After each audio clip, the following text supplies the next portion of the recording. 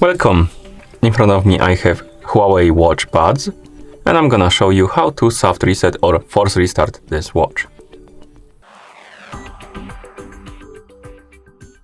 To force restart this watch, simply press and hold the side button and keep holding it for about 12 to 15 seconds. So let's press and hold the button, keep holding it.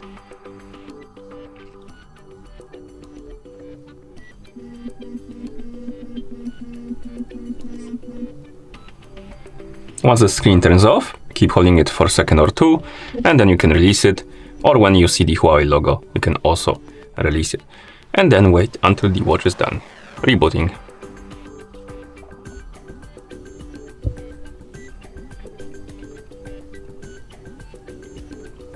As you can see, we're back in the system, and that's how you force restart this watch.